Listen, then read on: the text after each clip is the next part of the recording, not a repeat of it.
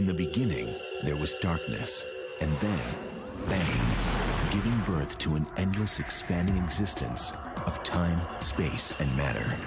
Now see further than we've ever imagined, beyond the limits of our existence, in a place we call the universe.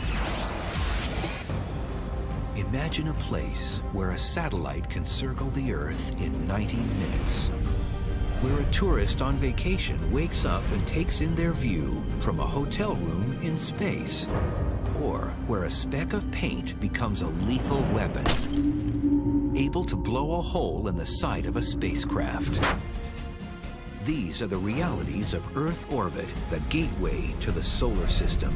And it's the turf of astronauts, space junk, and the ultimate thrill seeker. Journey out with us to the edge of space.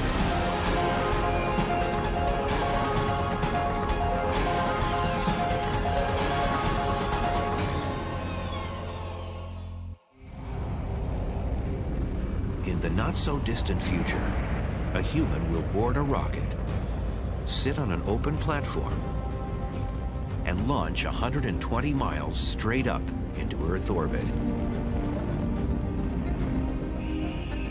Dressed in a high-tech spacesuit, he'll peer through a quartz-coated visor and take in an unparalleled view.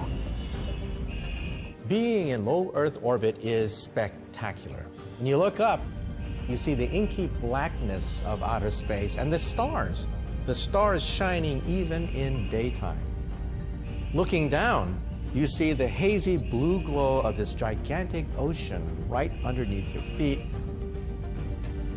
This observer is a space diver, a new breed of ultimate thrill junkie. And as he unhooks from his safety harness and stands at the edge of space, he takes one last look out to the universe and leaps, speeding towards Earth below.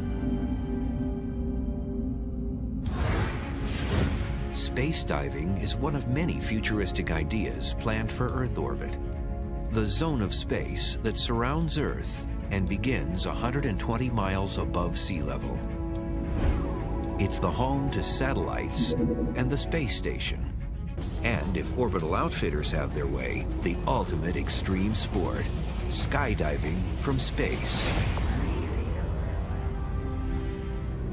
Earth orbit is a window to the universe, and perhaps will become an extension of Earth itself for industry, exploration, and fun. But the environment in Earth orbit is very different from home. Oxygen ceases to exist here, and the atmosphere that provides a protective shield around Earth disappears. Cosmic threats lurk for those who dare explore here. We forget that outer space is dangerous. We forget that in outer space we have cosmic radiation, we have solar flares, we have meteors, we have space debris.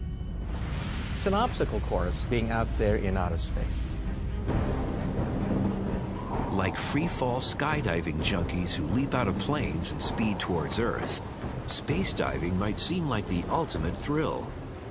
But its idea is based on very serious intentions. Dr. Jonathan Clark, a Navy flight surgeon and former Navy high-altitude parachutist, is one person behind the space diver concept, but for very personal reasons. I was assigned to NASA to work on space operations.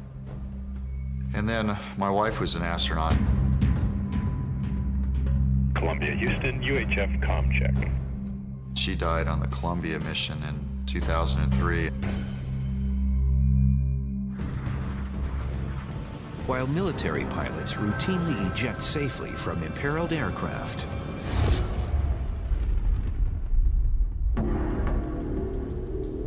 currently, there is no evacuation procedure for astronauts to eject from a spacecraft during a catastrophic event. About 1% of the time, we have a major booster rocket failure or a catastrophe in outer space. Perhaps the skydiver spacesuit will become a new safety device for astronauts to use on missions. And its first test is a 160,000-foot jump. To survive re-entry, the skydiver spacesuit has many critical features. A protective one-piece jumpsuit that insulates from the negative 40-degree Fahrenheit space environment to the 464-degree heat generated from re-entry. Small gas jets on each glove to orient and direct the body during weightlessness.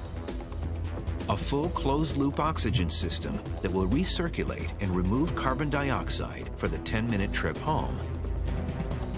A drogue parachute to stabilize the space diver as they come closer to Earth. And a traditional parachute that will deploy at 3,000 feet for a safe landing. And the journey will be spectacular. In the first 2 minutes of the jump, the space diver will reach speeds of 2,500 miles per hour while in free fall. Atmospheric drag will heat the spacesuit to 474 degrees Fahrenheit and slow the space diver to terminal velocity, 120 miles per hour. As his drogue parachute breaks free at 7 minutes, he will begin to slow down.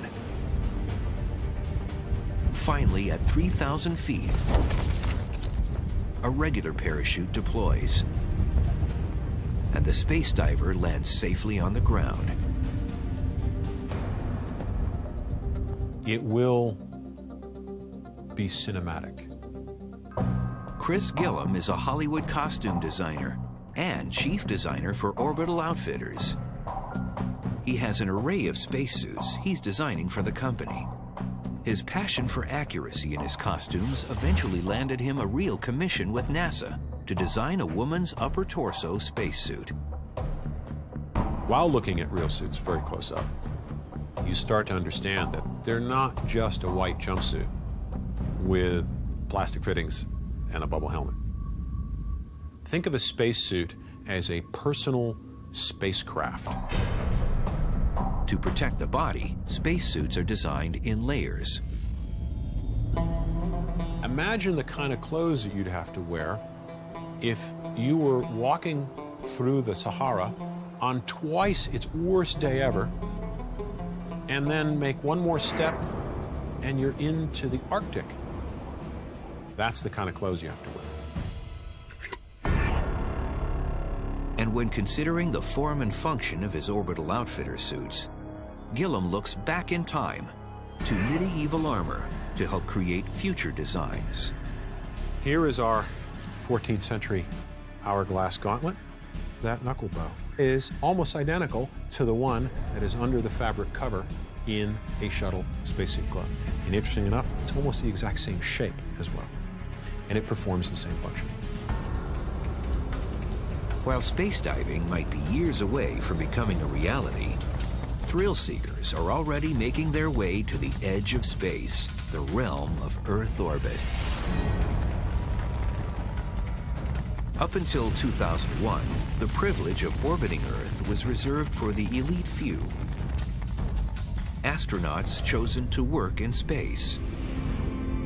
But that's before space tourism became a reality. One of the dreams of most of the people associated with the spaceflight world is to actually fly themselves. And so space tourism has been an important component in people's thinking about spaceflight from the very beginning. Right now, Space Adventures Limited is the only company delivering that dream. We are the world's only private space travel company. Space Adventures started 10 years ago when its first client took a very high-altitude ride on a Russian jet. When he came back and talked about what it was like to see the curve of the Earth and the black sky above, I knew that we would have a great business and there would be literally millions of people out there in the world who wanted to participate in Space Adventures experiences. Then, in 2001, American investment manager and multimillionaire Dennis Tito approached Space Adventures about arranging a trip into Earth orbit and the era of private space tourism was born. The flight of Dennis Tito to the International Space Station was an enormously significant accomplishment, and many people watching in the space community cheered. They thought this was great. It's a new age that has begun. I love space. Space Adventures Limited now offers trips to the International Space Station for $33 million. You'll learn about the rocket. You'll learn about the spaceship that you're going to fly in. You'll learn about the space station. You'll learn about what it's like to live and eat and work and even go to the bathroom in space. To get to the space station, space tourists must hitch a ride with the Russians in a Soyuz capsule.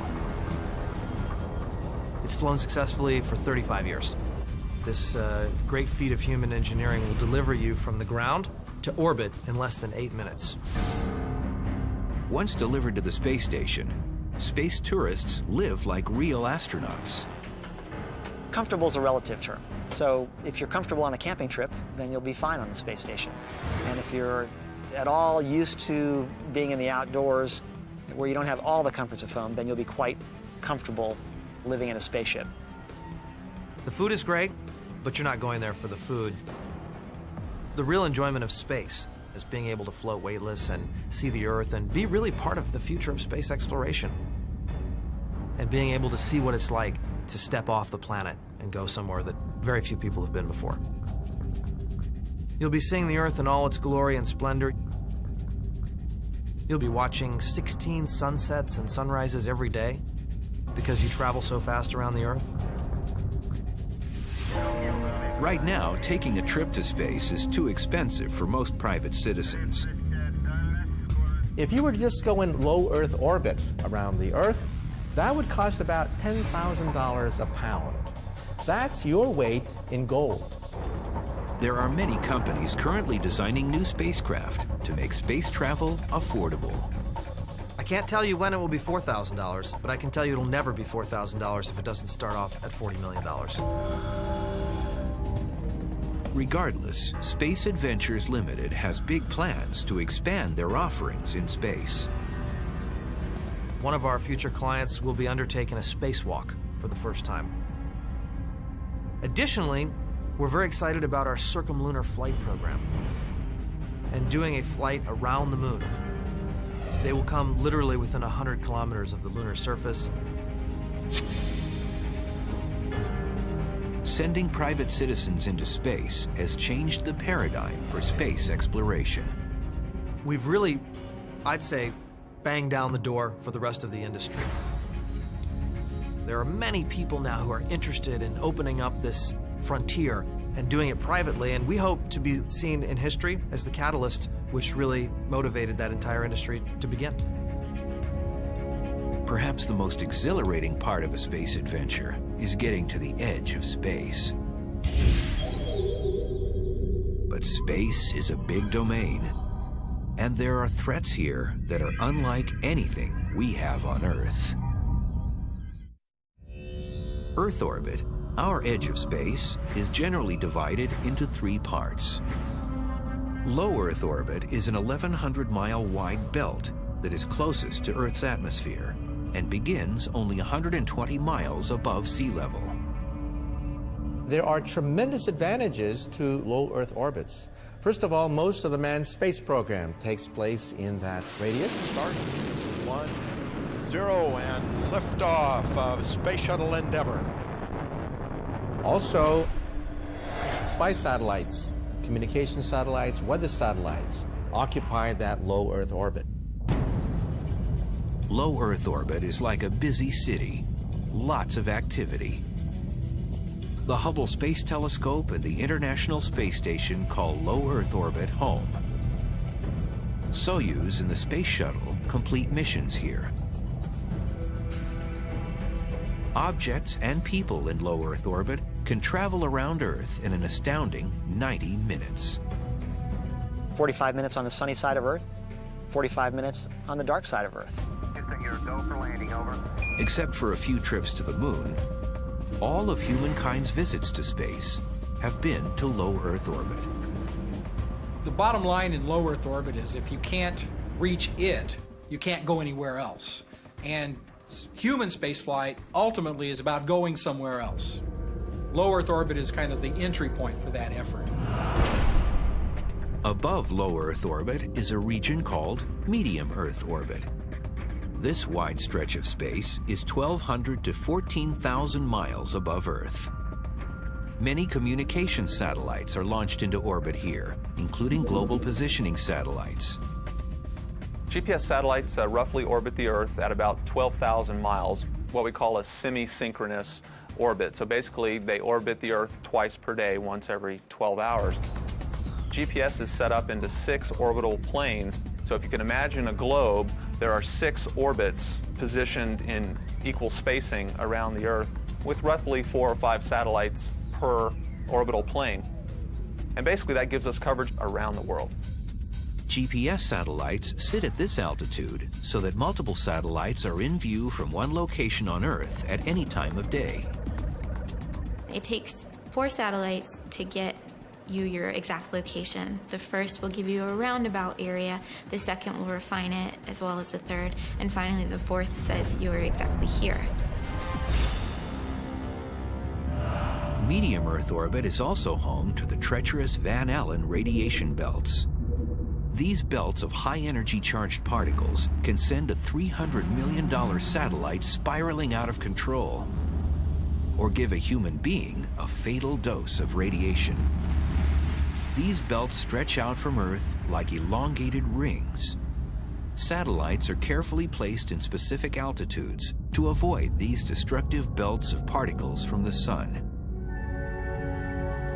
Even farther out lies high Earth orbit, or geosynchronous orbit.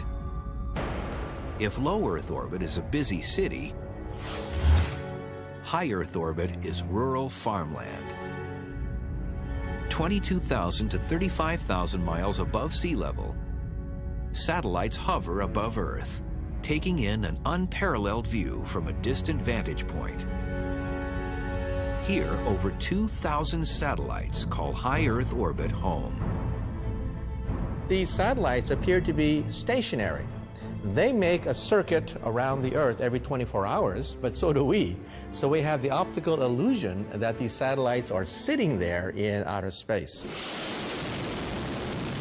But in order to reach Earth orbit, an object must first leave the ground and be delivered into space. To do this, a rocket or spacecraft needs to achieve the appropriate speed and hit a target direction and altitude. Go even a few miles per hour too slow, and the forces of gravity and drag of the atmosphere will pull a spacecraft down, crashing it to the ground. So the idea is to get out of the drag of the lower atmosphere, beyond all that turbulence and friction, and then start racing for the right direction and speed after you get up above the sensible atmosphere. And there's a very good reason why spacecraft launch straight up rather than at an angle like an airplane. So what typical space launches do is go straight up through the atmosphere to get through the thickest part initially, and then they begin to arc over a few miles up and then start to increase their velocity in the desired direction. To reach a target orbit, a spacecraft must travel 17,500 miles per hour and follow a specific trajectory from the ground to desired altitude. Even 1 degree off, and a spacecraft will end up in the wrong orbit. After an 8-minute ride and millions of gallons of fuel burned, a spacecraft is now in orbit. An orbit is a reoccurring path around another object. Like Earth revolving around the Sun, a satellite or spacecraft is held in orbit by gravity. Earth's mass creates a gravitational force that deflects an object's path from a straight line. It might be assumed that Earth's gravitational pull loses much of its influence this high in the sky. But in low Earth orbit, Earth's gravity is only 2% less powerful than it is on the surface of the planet. The way you stay in orbit is to go at a high enough speed or velocity that you are falling back to the Earth, but you're going so fast that your curved path actually never strikes the curved surface of the Earth. You just keep falling around the world over and over again. So you're not leaving the gravity behind, but you're being spun around the planet by gravity.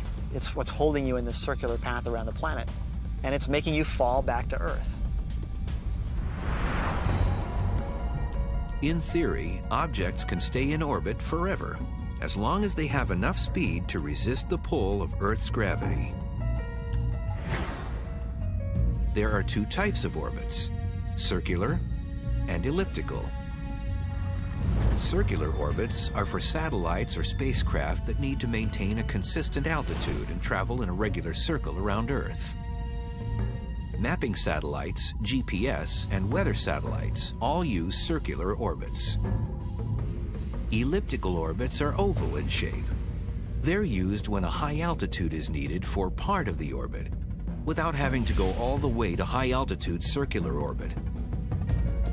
Spacecraft delivering satellites into high orbits use elliptical orbits to deliver their payloads.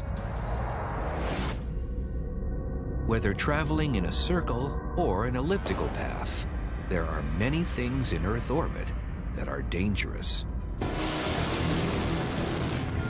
In October 2007, the U.S. Navy shot down an out-of-service satellite with a cruise missile before it re-entered the atmosphere. The reason?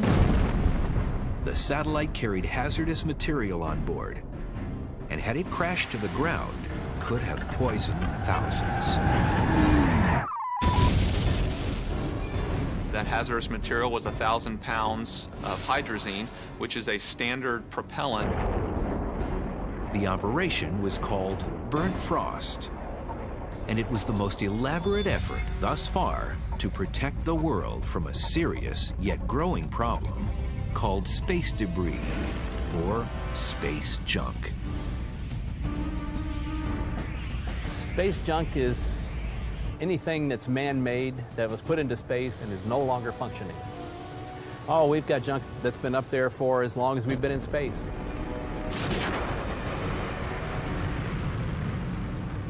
Like a junkyard slowly becoming cluttered with debris. From the first launch of Sputnik in 1957, debris has steadily been accumulating around planet Earth. 50 years into the space race, we have littered the heavens with our garbage. And now, about 20,000 pieces later, Earth orbit has turned into a deadly debris-filled junkyard. It looks like the Earth surrounded by a hive of bees. Most of the space debris includes shards of rockets, satellites that no longer function, or pieces of an object that have broken up after a launch. Caught in Earth's gravitational pull, these pieces are traveling upwards of 22,000 miles per hour. Say more than 10 times faster than a bullet. A collision between functioning objects such as satellites or inhabited spacecraft and space junk could be catastrophic.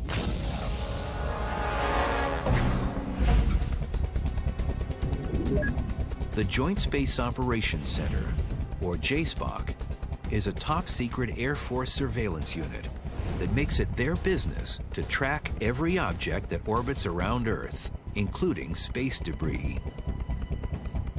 We use a number of different sensors around the world, known as the Space Surveillance Network. It's a network of 29 stations all around the globe, radars as well as optical telescopes that track over 18,000 man-made objects in space. And that includes active satellites as well as dead satellites, and then rocket bodies that were associated with those launches, as well as debris, things that have just shed off.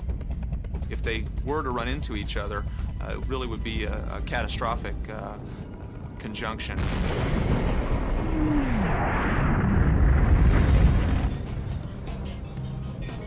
To be tracked by JSPOC, debris must be at least 2 inches wide. There are much smaller objects that cannot be tracked. On most of my shuttle flights, we always saw small pits in the windows about the size of a pencil point. The highest population of debris are in low Earth orbit. And in 2008, an intentional collision between two satellites created an international outrage and a cloud of debris that threatened low Earth orbit like never before. Our edge of space is Earth orbit, a new frontier for space tourism and exploration. But danger lurks here, space debris, and it threatens our spacecraft and satellites like never before. In 2007, the total estimated amount of space debris was 20,000 pieces, 14,000 of which were trackable. Then, in 2008, China's space program intentionally crashed two satellites together as an anti-satellite test. The international space community was outraged. The 10th of January of 2007, the number of objects we were tracking was less than 14,000. Here we are 16 months later, and we've increased that number by over 30% to over 18,000. The problem of space debris continues to grow, and collisions have already occurred between space junk and functioning objects. One of them was a piece of debris that struck a gravitation boom on a spacecraft, severed the boom. To avoid future collisions, JSPOC is in constant contact with NASA and other international space entities to inform them when a spacecraft or satellite might be threatened, so that the spacecraft could be maneuvered around the space debris. Much like a boat maneuvers around hazards in a waterway. Beneath the surface of the water here, what you can't see is what's going to actually give you the most damage if we run into a log or a snag beneath the surface.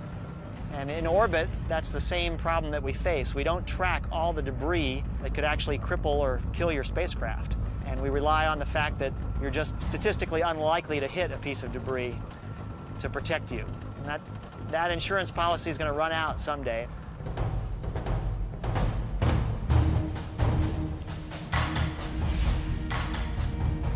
Fortunately, there haven't been any catastrophic collisions between inhabited spacecraft and space debris, yet. We've never seen a human-piloted spacecraft run into orbital debris and been damaged, but we've had some close calls. Objects, no matter what their size, are always in danger of being pulled out of their orbits by orbital decay. Orbital decay occurs when an object loses speed caused by friction and begins to be pulled towards Earth by gravity. Atmospheric drag is the major cause of orbital decay, like a bicyclist on the road. When you're pedaling along at a constant speed, you're balancing your muscle power against the drag on the tires from the road and the resistance of the air that you're moving through. And you overcome that resistance on the bicycle with your muscles, or in space by firing your rocket engines to add a little speed and overcome that air resistance. That's what has to happen in space to keep the space station from falling back to Earth and burning up.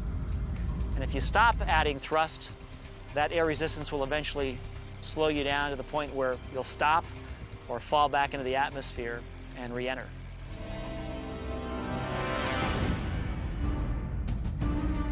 Some pieces survive re-entry. And the size of these pieces that have fallen to Earth is terrifying.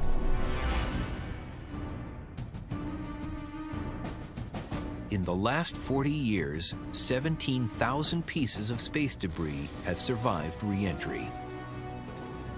Back in 1997, we had a 570-pound stainless steel tank that landed about 50 yards from our farmer's house in Texas. He was not particularly pleased by that.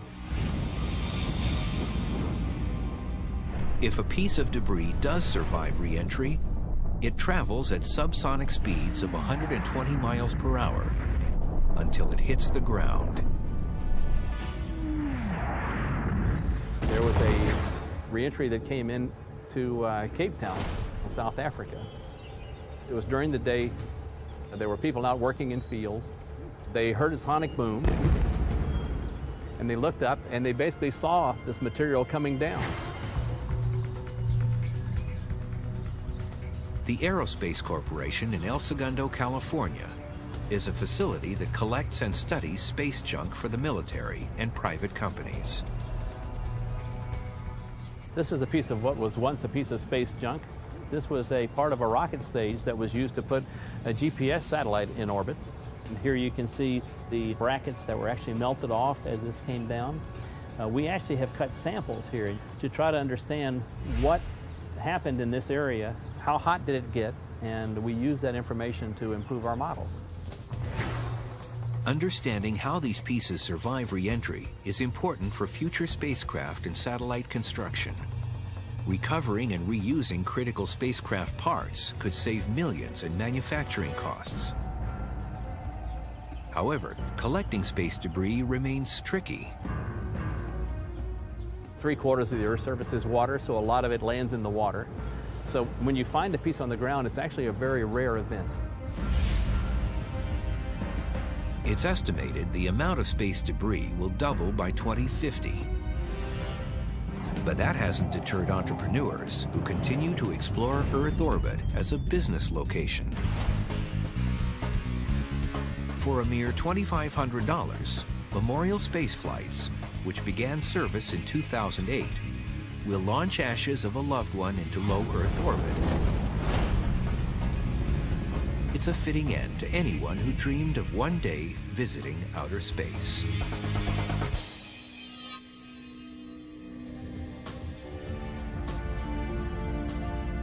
This is just one of the many ideas entrepreneurs are developing for Earth orbit.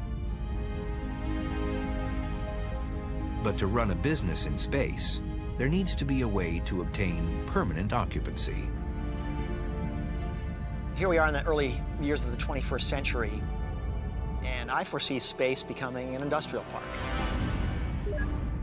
Skylab, Mir, and now the International Space Station have all provided an arena for long-term habitation and experiments in space. What if private companies could also have spacecraft orbiting the Earth? I think we were and are the first company to have deployed that kind of structure.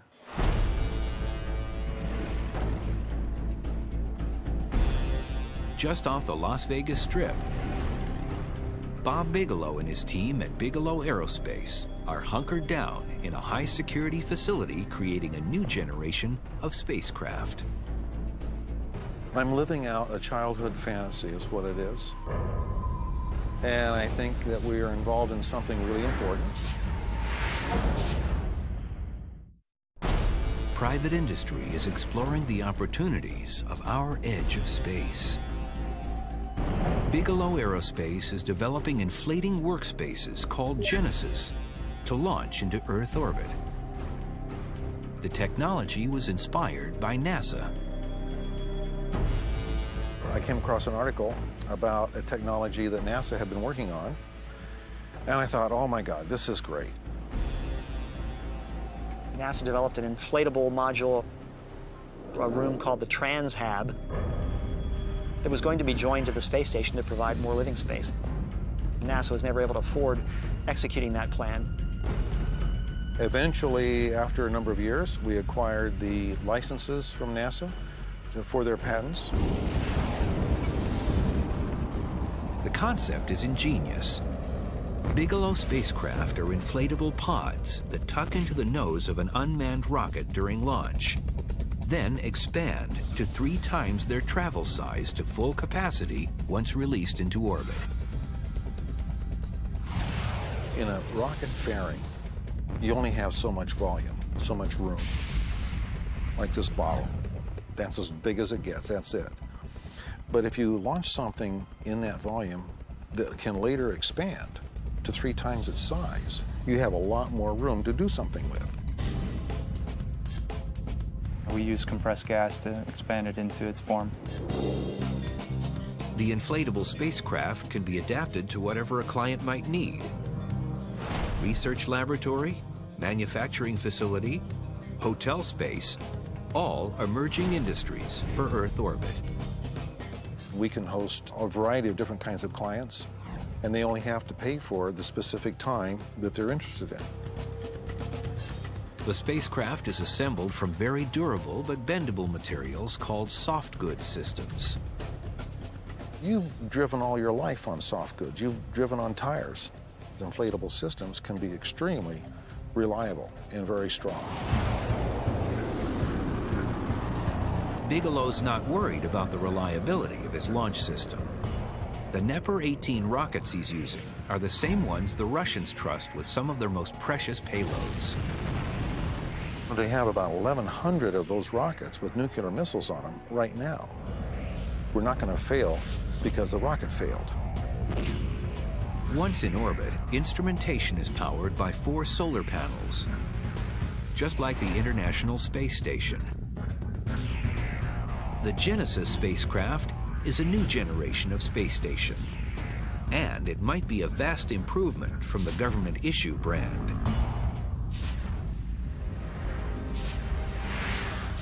What we're working on, if we're successful, is a much safer vessel for humans to be in than the aluminum cans are. Our inflatable hull structure is adequate to protect against any type of thermal effects, micrometeoroid protection, radiation effects. Bigelow Aerospace now has 2 private spacecraft, Genesis 1 and 2, orbiting 340 miles above Earth. The only privately owned spacecraft of their kind orbiting in the edge of space.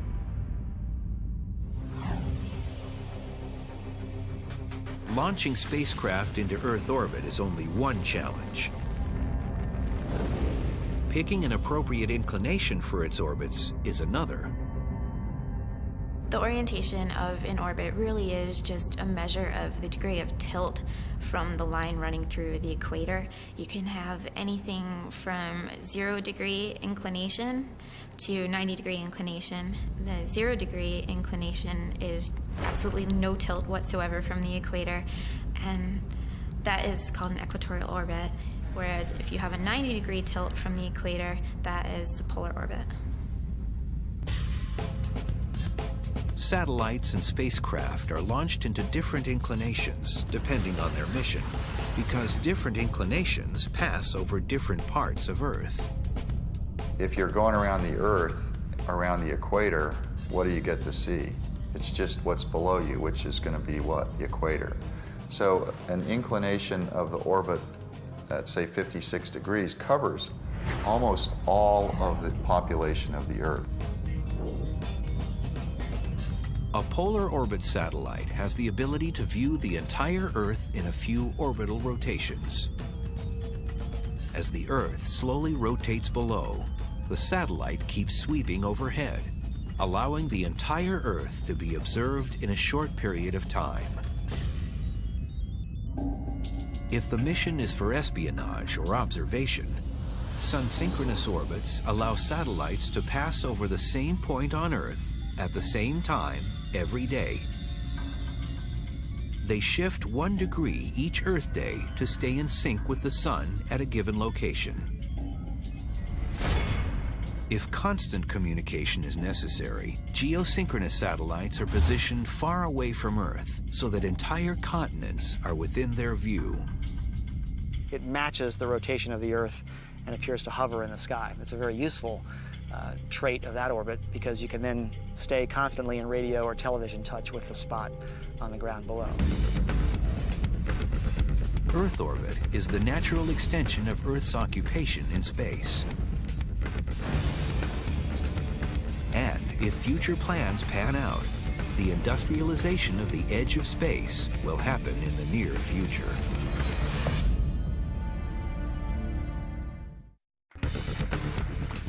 It was only 40 years ago John Glenn entered Earth orbit.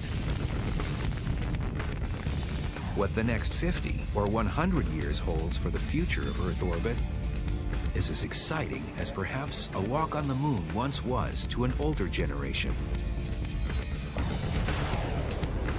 Bigelow Aerospace has already reached a major milestone by launching their Genesis 1 and 2 pods into orbit. But future spacecraft will be ready for private citizens. Nobody's done this before. I mean, people have gone to space, but what we're trying to do is make it available. It's called Sundancer, a 300 cubic meter inhabitable space that will have the capacity to support up to 3 human lives indefinitely. We have to add a lot of life support equipment to make sure that the environment is sustainable for a crew of 3. That goes into anything from the air concentration system, where oxygen has to be delivered, CO2 has to get removed, all the way through more rigorous thermal control and humidity control. One Sundancer spacecraft offers more space than is currently available on the entire International Space Station. Eventually, multiple pods will be connected together, like Tinker Toys, for larger facilities.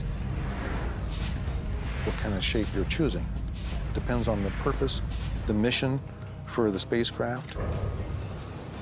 But like pioneers setting off across the open sea in search of new land, this is uncharted territory.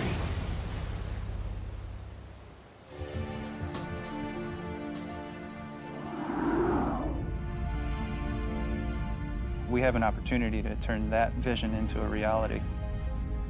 And so far, that's exactly what we're doing. They are one group of many that dream of permanent occupancy at the edge of space. One thing remains clear. Earth needs an easy way to deliver spacecraft, cargo, and people into space to take advantage of Earth orbit. And the ideas are spectacular. There have been all kinds of concepts, like space elevators. How about a space fountain? A highly energized wave of particles that lifts cargo up into Earth orbit. The key is finding a cheap way to get those materials up to space.